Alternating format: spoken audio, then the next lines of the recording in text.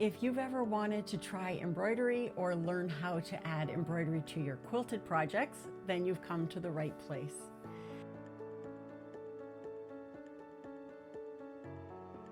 I created this video so that I can demonstrate the top 10 stitches that anyone who's a beginner in embroidery should know. Now, for those of you who don't know me, I'm Julie, and I like to create fabric landscapes. My landscapes are a combination of layered fabrics, and I often use painted fabric or different types of fabrics, and then they're all hand stitched together. And what I like to do is I add embroidered details at the end of all of my projects, just to add in the little details that I would like to see. So that might be wildflowers or grasses or branches with leaves.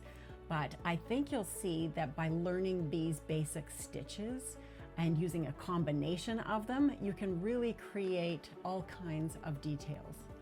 So a couple things about my technique. I began sewing as a quilter, and so I don't use an embroidery hoop when I do my embroidery. I'm almost always working on a fabric landscape, and by using an embroidery hoop, I run the risk of damaging some of those landscape layers. So I just use my fabric freehand, and I'm just careful not to pull my stitches too tight. So in this demonstration, you'll see I'm just working on a piece of my painted sky fabric, and I put some woven interfacing in behind just to keep it nice and stiff. And that's exactly how I would create my landscapes. Now, the other thing you'll notice is I do a lot of my stitching from the surface of the fabric. Traditional embroiderers will often use a hoop with a stand, and so they'll have one hand below the work and one hand above. I tend to work with everything coming back up to the face of the fabric. It just works easier for me. It gives me a lot more, I guess, just ability to draw in the details that I want to see. And so if you are a quilter, you'll totally relate to the way that I stitch. I've been told that I embroider like a quilter, so that might be true. Anyways, I think that as you see the demonstration, you'll be able to see the way that I do it. And for somebody who has never tried embroidery before, you might actually find it's an easier way to stitch. So grab yourself just a piece of cotton fabric and a sharp needle and some embroidery floss, and let's get started. And I'm going to show you my top 10 stitches.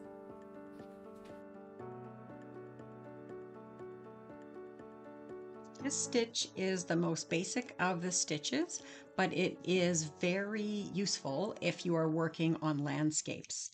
It can be used to outline different elements or just to add texture to something. So I'm just adding in a little chalk line, more to give myself guidance on keeping the line straight.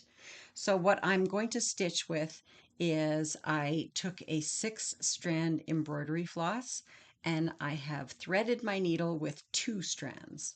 So I like to work in thinner threads. So I'm taking 2 of the 6 strands. And when I tie a knot, this is how I tie a knot. My needle is already threaded.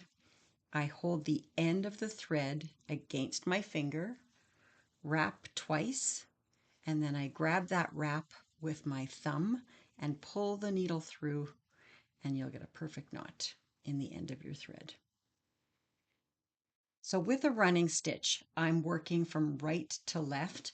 If you were left-handed, you would do the opposite. So I'm just going to come up on the end of my line,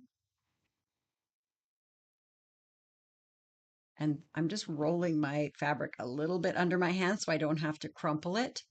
I do not use an embroidery hoop because in my landscapes, and a hoop makes it very difficult for me to stitch without damaging the fabrics.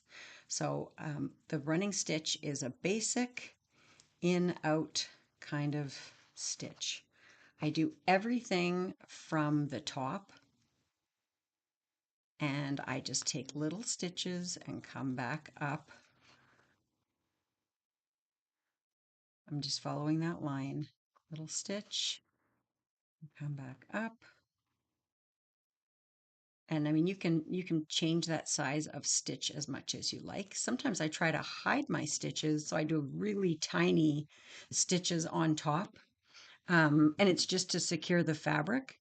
But other times you want to notice the stitches, so you can make them a little bit bigger. And you just keep going, same size of stitch. The more you stitch this one, the better you'll get at making them the same. Some people like to take two running stitches together, and I think I could probably do that. I generally don't, unless I'm doing sashiko stitching. I tend to just take one stitch at a time.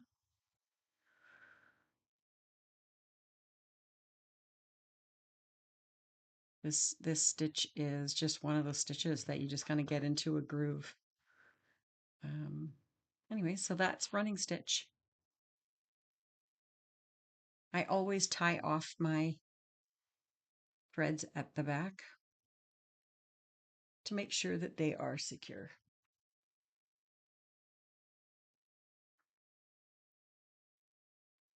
And that's the running stitch.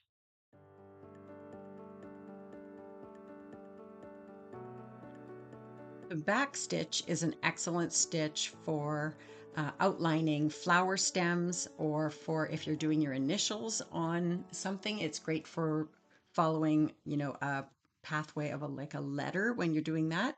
So what I'm going to do, actually, I'm going to draw another line with my chalk. Now, the back stitch, I work left to right. So with a back stitch, you come up and your first stitch is just going to be a small stitch, a little straight stitch. And the way it works is when you bring your needle up further along your line, you want to come up, and then your stitch is back. So you go back down where that original stitch came up. And then your stitch comes up.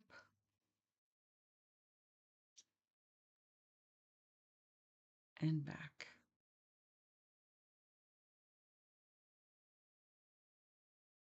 And then you go a little further. You're always going back down through the hole where you originally came up. Now, the thing about this line, and you can see it already, is that it gives you a much more solid line than the running stitch.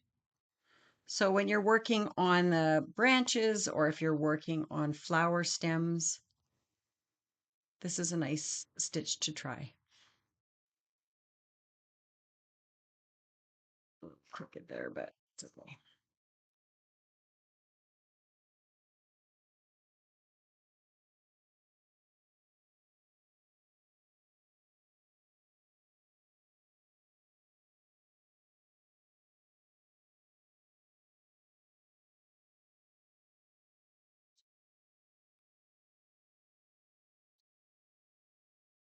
Okay, and then you just keep following the line.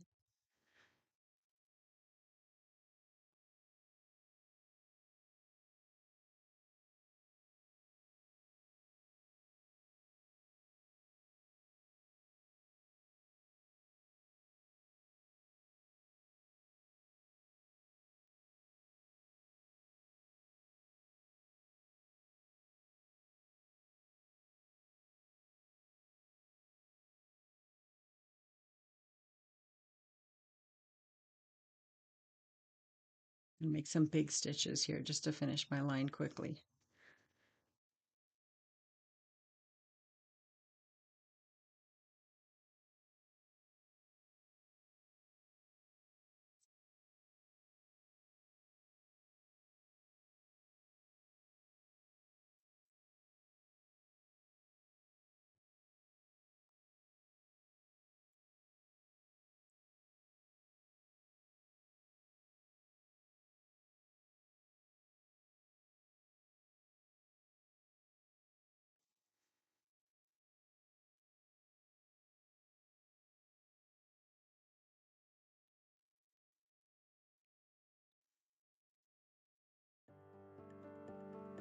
That's the back stitch.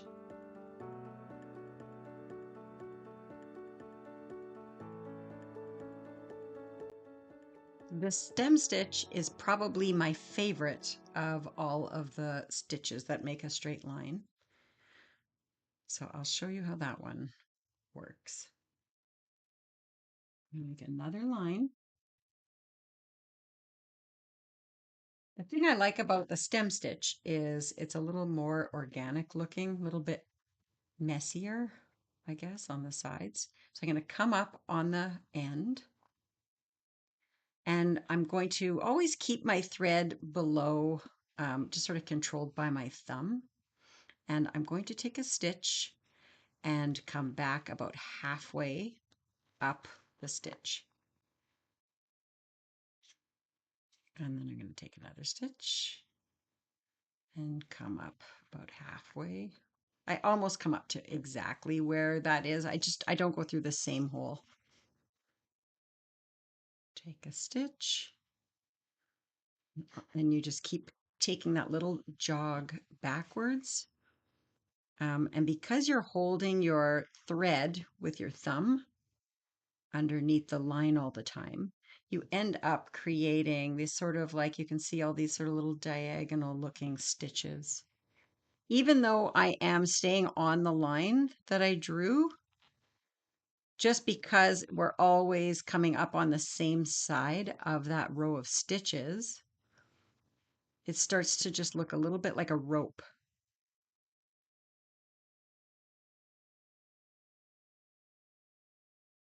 Now this is a great stitch for outlining like daisy stems or anywhere that you are trying to follow even a curved line. Stem stitches work really well. And you see how fast that was? I think that's maybe why I like stem stitch the best. It's because it's so fast. Then you just take a little stitch to send your thread back, and that's the stem stitch.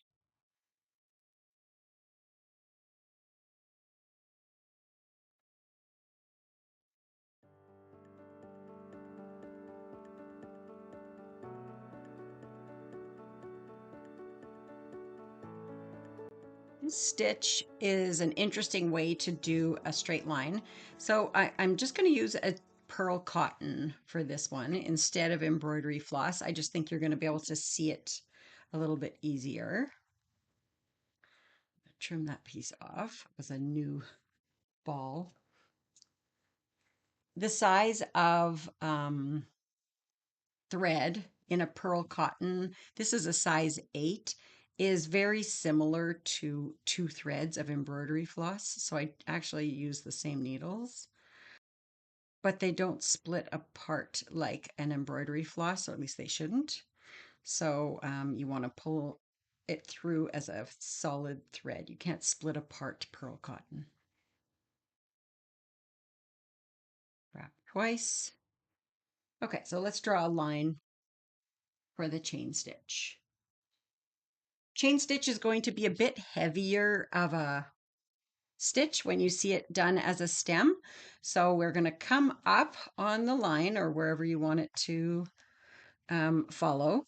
Then I'm controlling it with my thumb. I'm going to put my needle back in right near where I came up and take a short stitch. Now, when I'm pulling my needle through, I want to make sure that the thread is behind the needle. So watch what happens when I pull it behind, it creates a little loop. And now I keep this sort of to the side just so I can keep seeing where my line is. I'm going to put my needle back through that same spot so it goes back inside the chain and take another little stitch.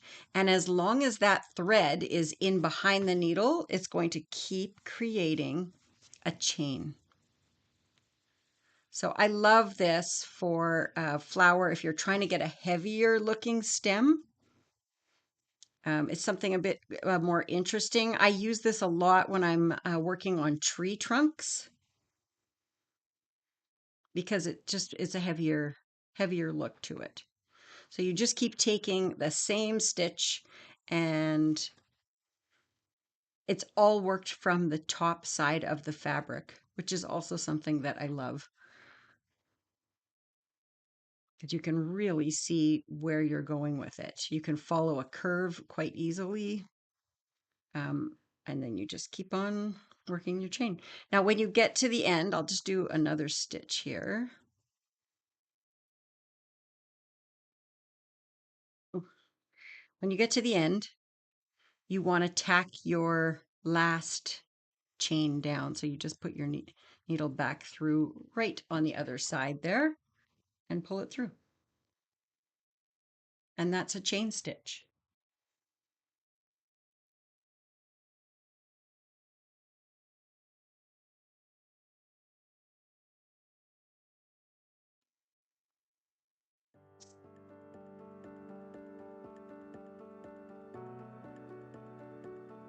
For this stitch, I'm going to grab a larger thread. So this is a size 5 pearl cotton. Yep, size 5. You could also use a full 6-strand embroidery floss. But a split stitch needs a heavier weight yarn just to do the stitch. So that's why I'm grabbing this one. Okay. I don't use this one as often, but it is an interesting stitch. And sometimes if I'm just looking for something different to use, I will use this one. So the way that a split stitch works is you take your first stitch, then you're going to come up through the actual thread. You see what I'm doing there? I'm holding my thumb right close just to make sure I guide my needle up through the thread. So you come up right through the thread and then take your next stitch.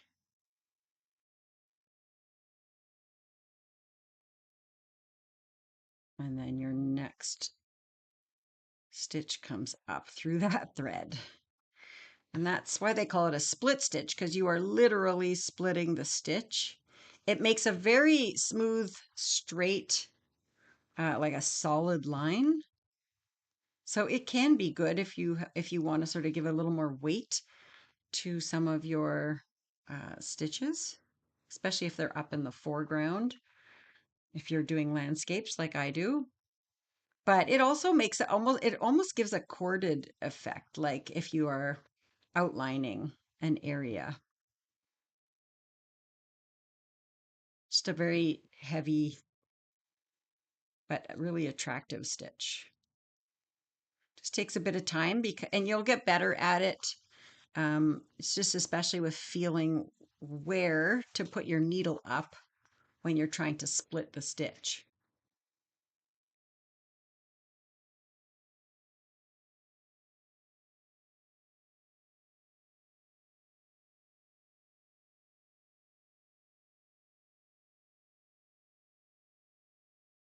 So you always have to be a little bit careful when you're coming up.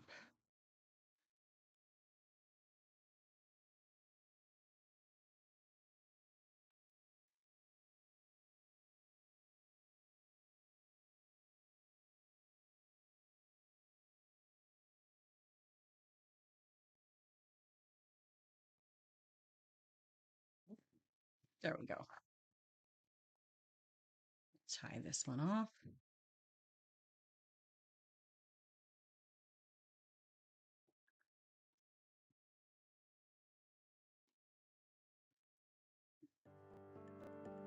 And there's your split stitch.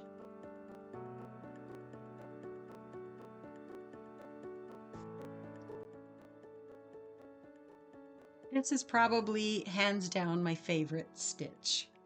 So a feather stitch is generally worked as a plant. So I work it from the top to the bottom.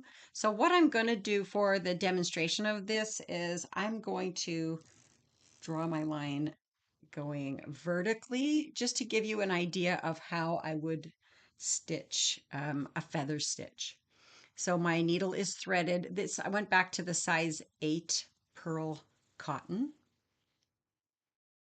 So with a feather stitch, I'm going to start at the top of my plant. And the way that it works is you are creating a bunch of interlocking like V's. So I'm going to use this line as if it was the stem of my plant. So I came up here, I'm going to go back down just over from that initial stitch. But because I'm holding this with my thumb, I can bring my needle back out through that line and pull with this thread being underneath the one that I'm pulling to create that V. Okay, so then I'm going to keep this thread controlled with my thumb, keep it down low. I'm going to take my needle, and this time I'm going to go on the left side. But when I come back up, I'm going to come up again through that line. And do you see how that thread goes underneath my needle? As long as it's always underneath my needle, it will continue to hook yet another V to continue my plant. Okay, so I'm going to keep the thread down. This time I'm going across from that stitch. And when I come up, I'm coming back up along the line. So basically I'm alternating side to side with stitches. I'm going to come over, come up along that line. And you see how it's becoming a bit of a plant.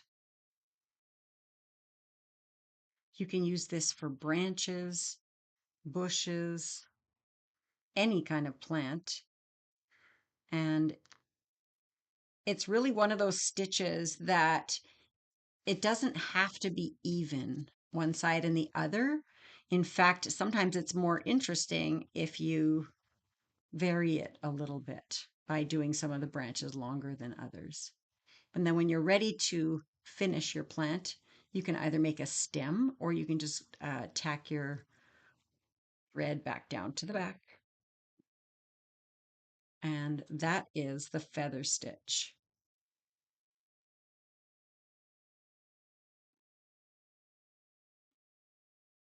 One of the most versatile stitches you will ever learn.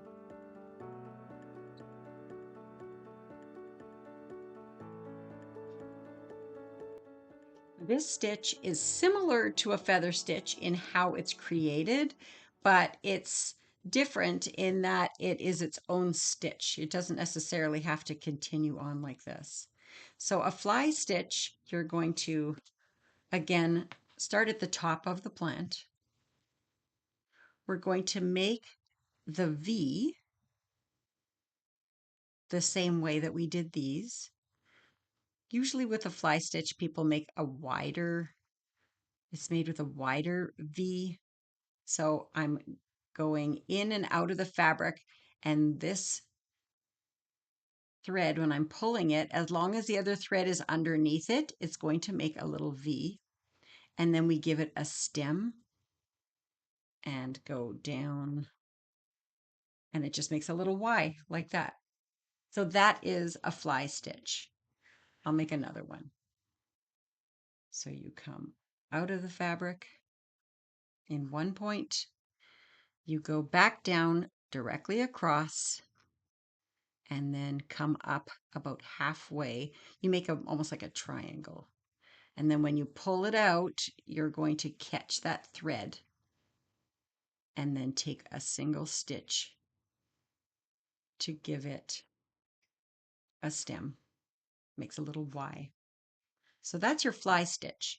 Now, sometimes it's fun to layer fly stitches, like one on top of the other.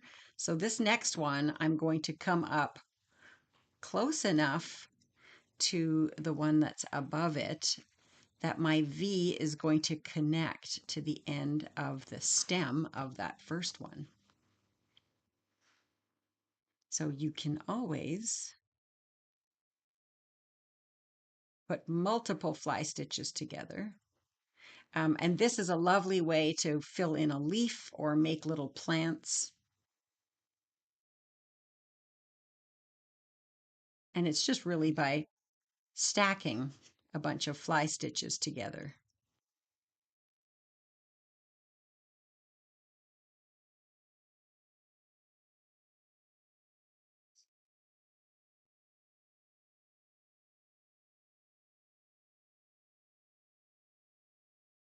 So there's a stack of fly stitches.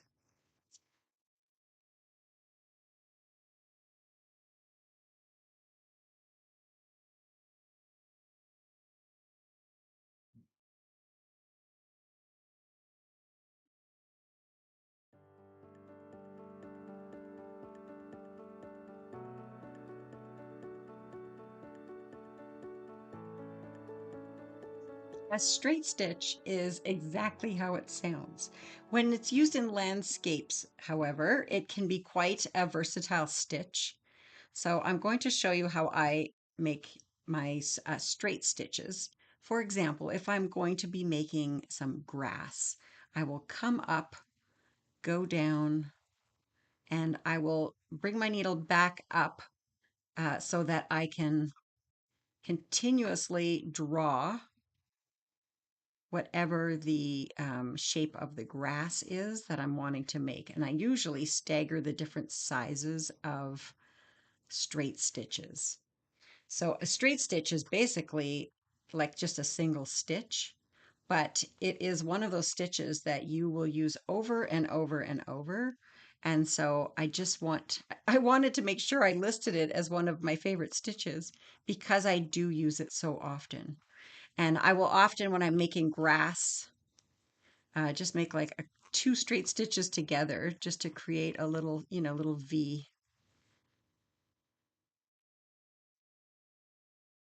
with my stitches. And then when you overlap them with other colors of green or in this case, like browns or whatever, if you overlap multiple shades just using straight stitches, you can make some really pretty scenes and just by adding in grasses that way.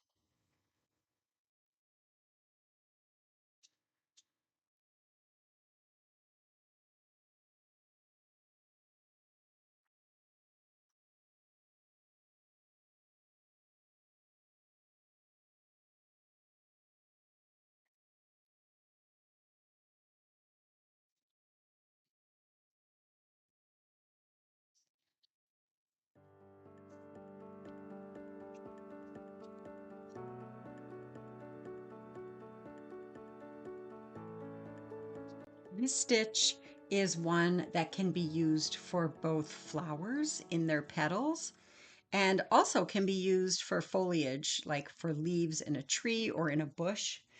So I've used a pink colored size 8 pearl cotton for this demo. And when you're making a daisy stitch, now some people call these a lazy daisy, I just call them a daisy stitch. What you're going to do is it's very similar to how you begin a chain stitch. So you come up in one spot, then you're going to go down in the same spot, and however long you want your petal to be is how long your stitch length is going to be here. So when you're pulling your needle through, make sure that the thread that you have existing there is caught behind your stitch. Oh, hang on, there's something coming.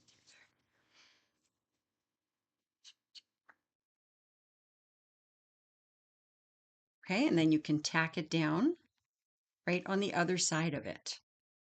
That's to keep it in one spot. I'll show you, I'll make another one. Actually, I'll make it right beside. So what you can do when you're coming up, you want to go down at the same spot and take a stitch that is the length of the petal or the leaf you're trying to create.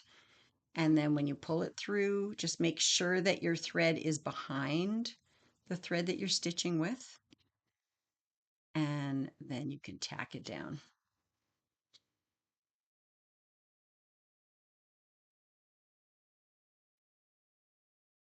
Okay, when I'm making a flower, I'm just going to keep doing daisy stitches to show you. I'll make a flower. You sort of rotate your fabric just so that you can always have your thumb to help control that thread. Okay, so I've come up, I'm going to go back down in the same spot, and the stitch length is the length of my petal. So I'm trying to keep them all fairly consistent here. And then I just take my tack stitch at the end.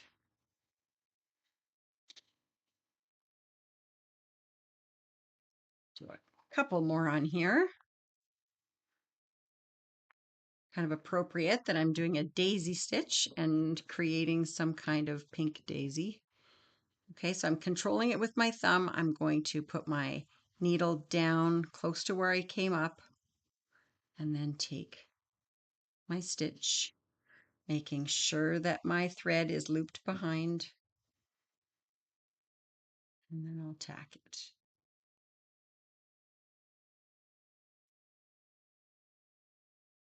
When I'm working on flowers like this where I need to rotate my fabric, because of the way I like to use my other hand, like to help control the thread, it's so much easier for me to not have a hoop that even though I've tried using hoops just to see if they improve the quality of my stitching, but it's really just a personal preference thing for me that I find it very difficult to control the thread with my thumb the way I want to and hold the fabric the way I want to when I have a hoop in the way. So, okay, I think I'm going to fit one more in here. I'm trying to evenly space them.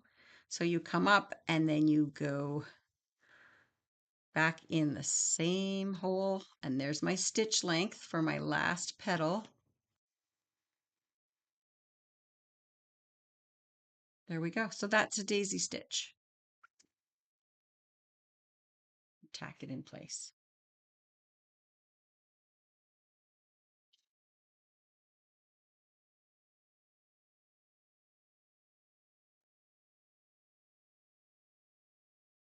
One thing I will say is you don't want to over tighten those stitches because you want to see this open space. So just be careful not to pull your thread too tight.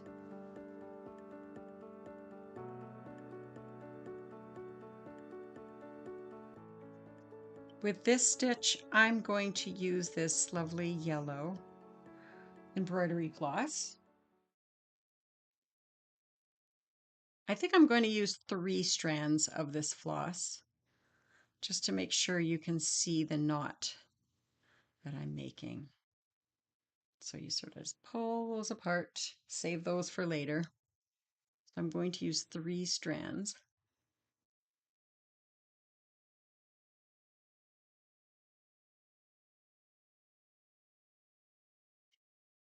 I'm still going to tie my knot the same way. Wrap twice and grab here.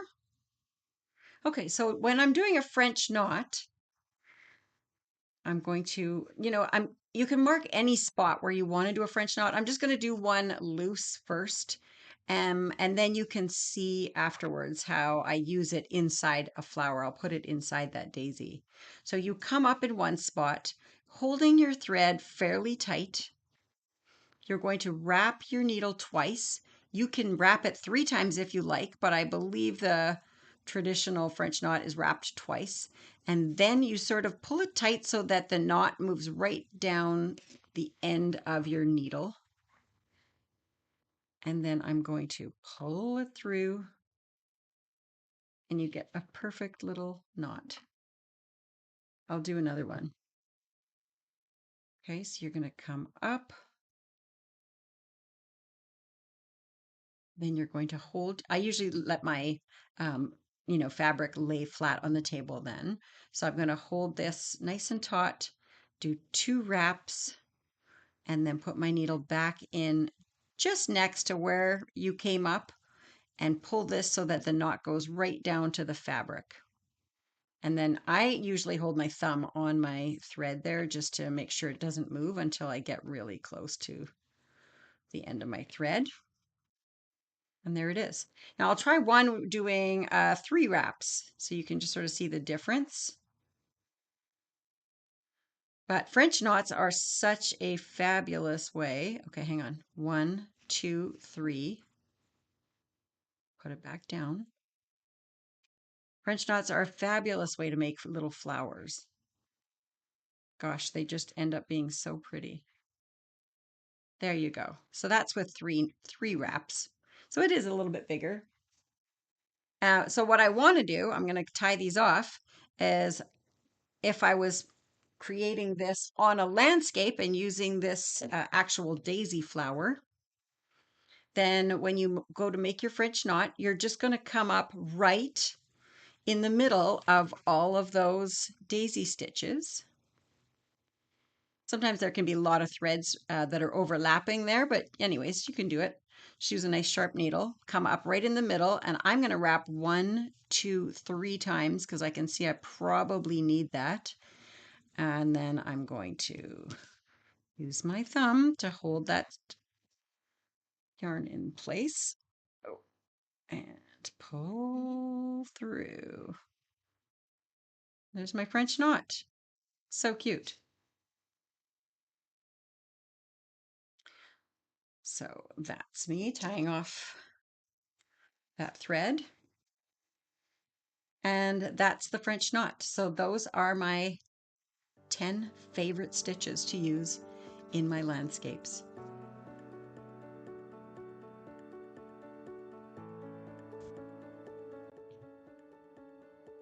And those are 10 basic stitches that you can use to enhance your projects. The running stitch, back stitch, stem stitch, chain stitch, split stitch, feather stitch, the fly stitch, straight stitch, daisy stitch, and last but not least, the French knot. Anyways, and so these 10 basic stitches are going to be a lot of fun for you to practice and to combine in different ways. Well, I hope you enjoyed that video. I think you're going to use those stitches over and over again. And once you get a little more familiar with the stitches, you'll start combining them to create lots of different details on your work. If you enjoyed that video, please subscribe to my channel. I'm going to be posting lots more project-based videos. And I also created another video that is a little more creative, a little more complicated stitches that once you've mastered these, then take a look at that video because I think you're going to love some of the little more complicated but totally manageable stitches that you can use in your work. Bye for now.